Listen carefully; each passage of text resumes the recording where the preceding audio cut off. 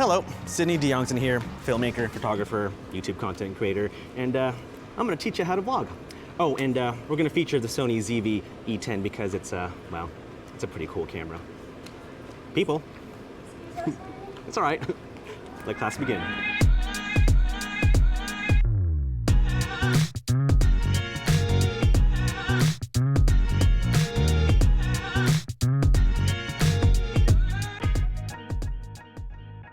All right, we are recording on the ZV-E10 and let's teach you how to vlog.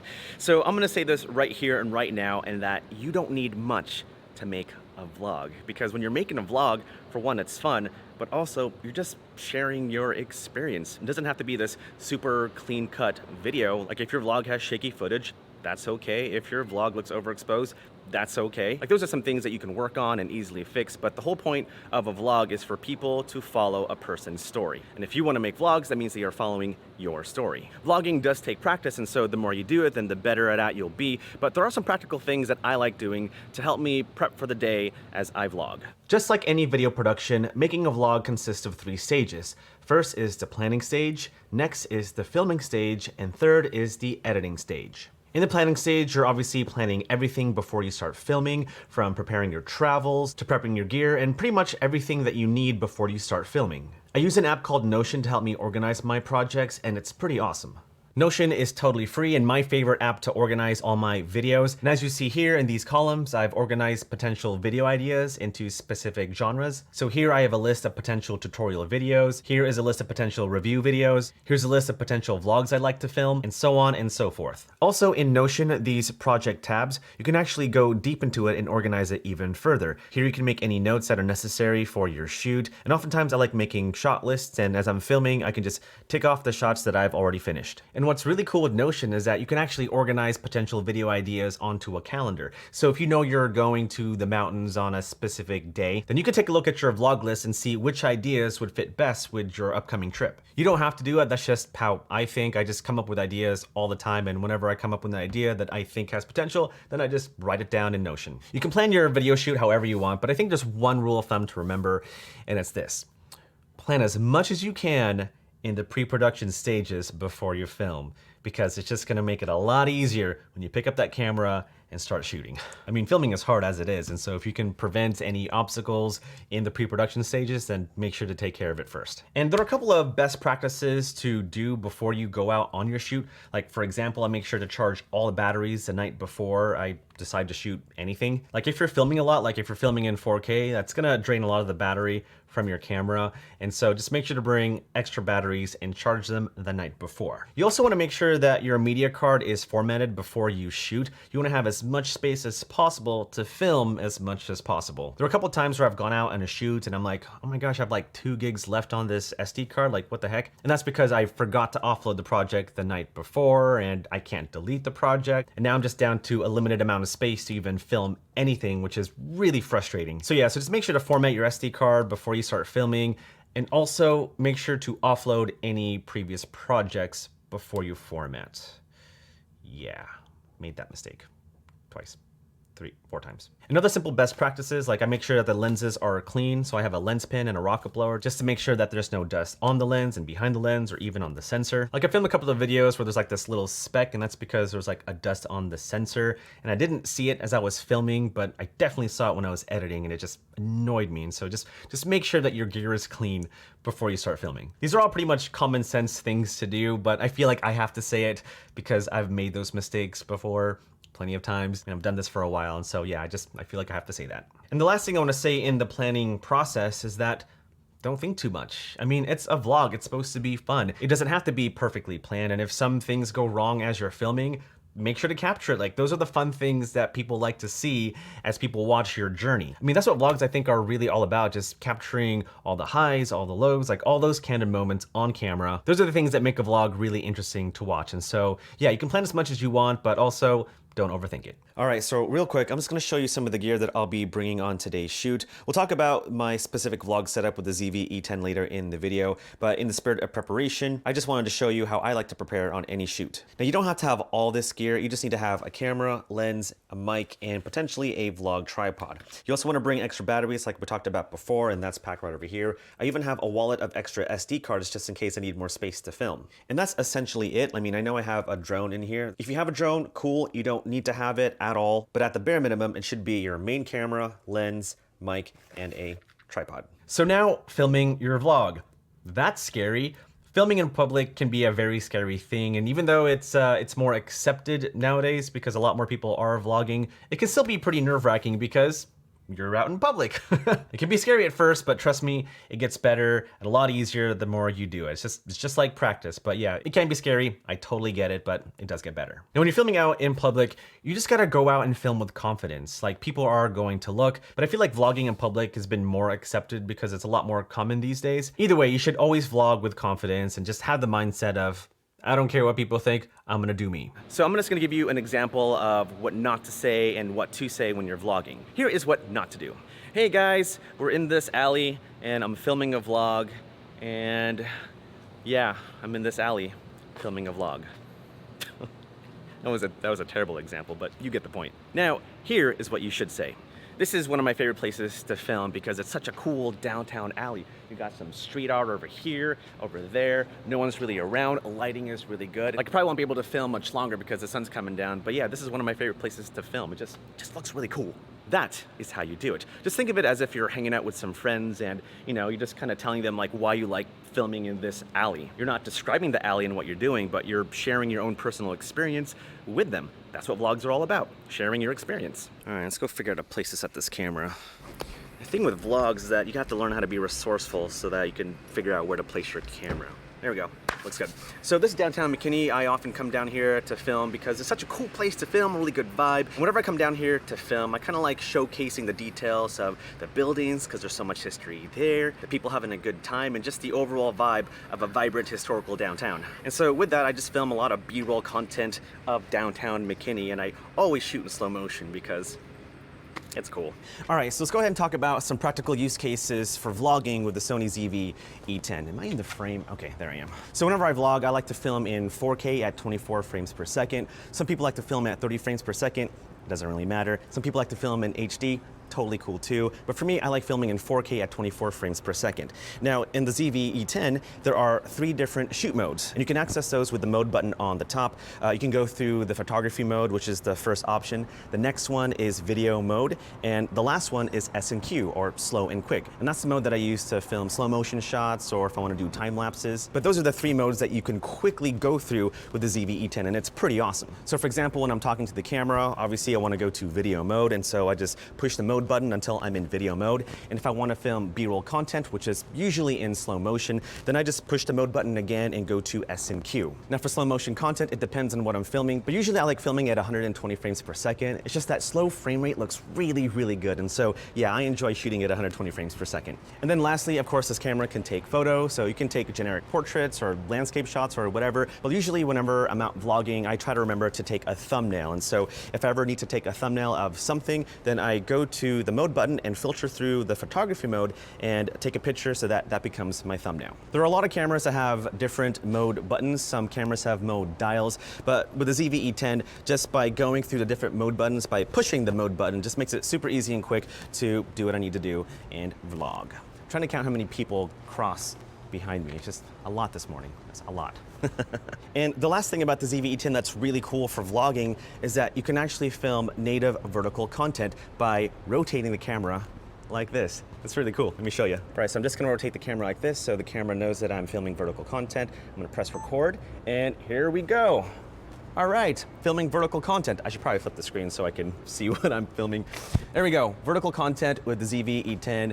Pretty awesome, and I like how lightweight it is. I don't like heavy cameras because I'm not a very strong person. But yeah, if you want to film vertical content with the ZV-E10, you can totally do so natively. And if you want to use that vertical content and quickly post it to Instagram or TikTok, you can actually connect this camera to your phone, send that video wirelessly, and then post that video on Instagram, TikTok, or whatever you want. So yeah, it's a pretty cool camera to vlog with. All right, another truck. just realized this probably isn't the best alley to film these kind of things. Oh well. Lighting is pretty good though. Also, when you're filming vlogs, you kind of want to mix up the different types of shots. Like, it's okay to have a lockdown shot like this, but the beauty of having a mini tabletop tripod is that you can pick up your camera, walk, and start vlogging handheld. So the cool thing about vlogging out in public is that sometimes you get people asking, hey, what are you doing? You get to talk for a little bit. But I was chatting with a guy who owns a restaurant, and looks like I'll be doing some photos and videos for him. So there you go, money in my pocket. All right, I'm gonna take a break now because it's hot. It's hot in Texas. Oh, it's closed. Oh well. All right, so apparently they open at noon. That kind of sucks, but you know what? Totally okay. That's the part of the vlog experience. You don't have to have all the best experiences happening in the vlog. Like, if something bad happens, like your favorite ice cream shop not opening, include it in the vlog. People like seeing that kind of stuff. All the victories, all the failures, like those are the best moments of any good vlog. But I really, really, really want ice cream. All right, we're just gonna sit down for this part over here. Whew. Oh, vlogging can be very tiring sometimes. Ooh, let's sit closer. All right.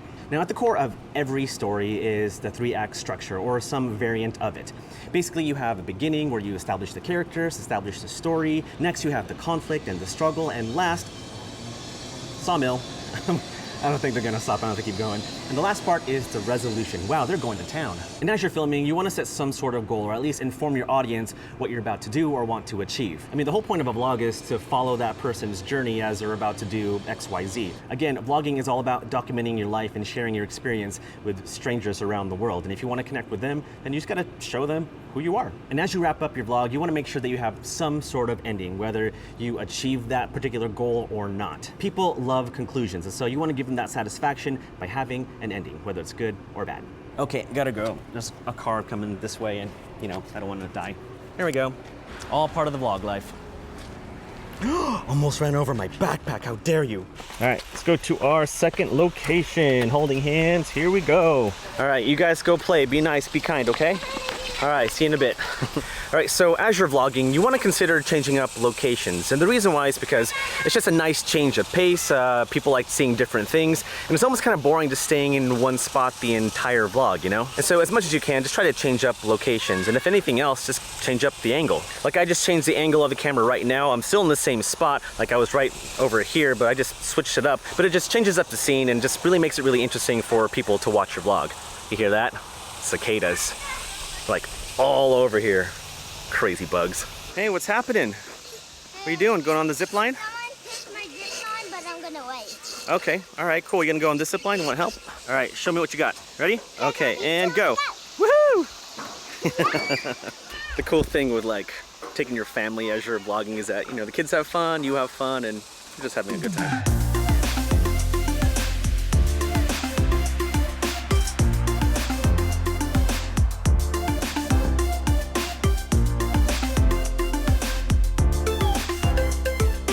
Okay, all right, that's enough. I gotta get back to teaching this class. Oh man, ain't young anymore. All right, let's talk gear. This is my whole vlog setup. Look how cool that is. This, of course, is the Sony ZV-E10 in all its glory, and the lens that I'm using is the Sony 10-18 wide-angle lens. And what's really cool about this particular wide-angle lens is that it has optical steady shot. So yes, stabilization within the lens. The great thing about the ZV-E10 is that the camera body also has stabilization. So if you combine the optical steady shot of the lens plus the stabilization inside the camera, like, you can shoot some really smooth looking shots. So yeah, pretty awesome combo. On top of the camera is the D4 Duo, and this is one of my favorite vlog mics because, well, for one, it's really small, but two, there are 2 mic capsules on this mic. If I can just get it out, hold on.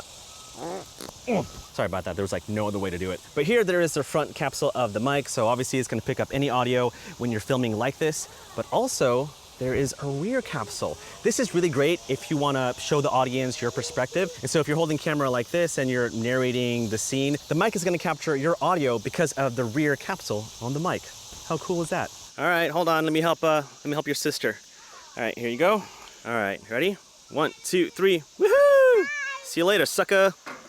All right, what's up? What do you want to show me? Nice. Hello.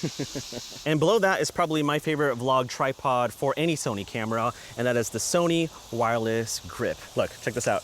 Look, there are legs on this little mini tripod. And so if you want to plant this whole setup on a table, you just set it down, you can angle it whatever angle you want, and boom, you got a mini studio setup. Or in this instance, I'm using it as a vlog tripod, and it's really small and compact and really fits in really any camera bag.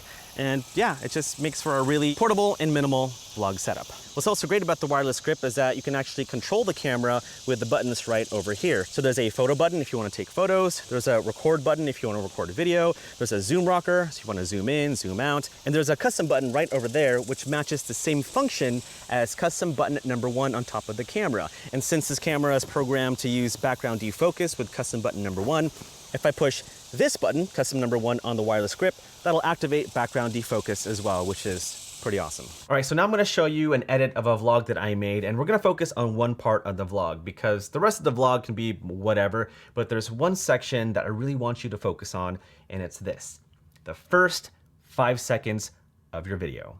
The first 5 seconds of your video has to be something that hooks the audience, because if you don't hook the audience in the first 5 seconds, why on earth will they want to watch the rest of your vlog? Mr. Beast does this incredibly well, where the first thing he says outlines what the entire video is all about. So right away, people know exactly what the video is. Your video doesn't have to start off that way. I mean, if you want, you can start off with a teaser. Like maybe something interesting happened as you film, like a camera dropped or whatever, or you got scared and you screamed. I don't know. Whatever that interesting event is, like it might be a good idea to tease it at the beginning of your video to entice people to continue watching your vlog. Whatever it is, the first 5 seconds are crucially important because this is where the audience decides whether they want to continue watching your vlog or not. All right, so now we're gonna take a look at this video, and we're just gonna pay attention to the first 5 seconds. You ready? Here we go.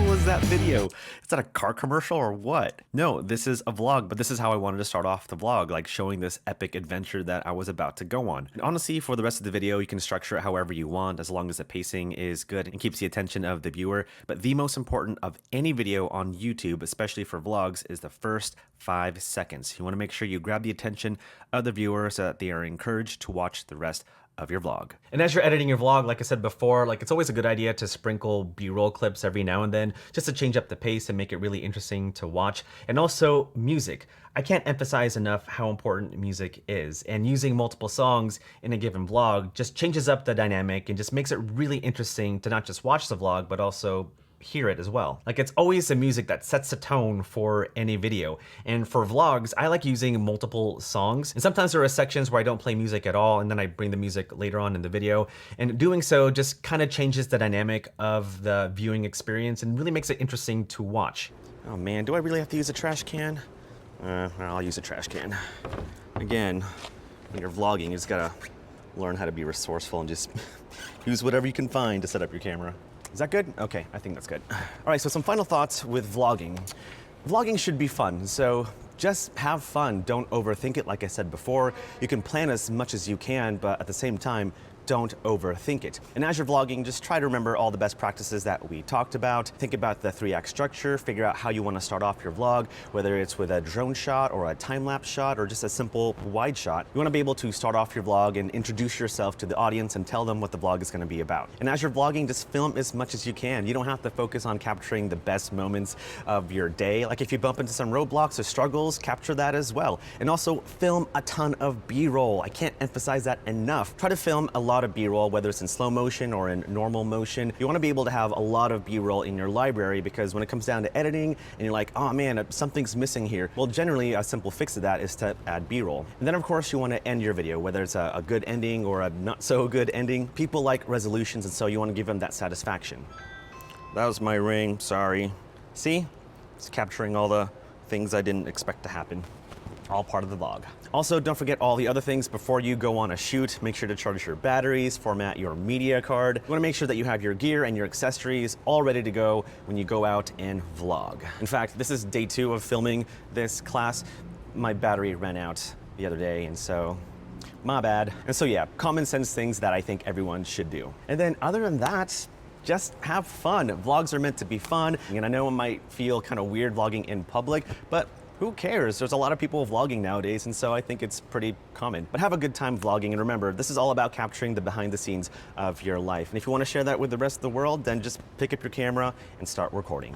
All right, well, that's it for my class. Hopefully you learned something new about vlogging, and hopefully learned something new about the Sony ZV-E10. It's a really, really fun camera. All right, guys, well, best of luck to all of you, and I will see you on the YouTubes. On the YouTubes? That doesn't make any sense. All right, bye.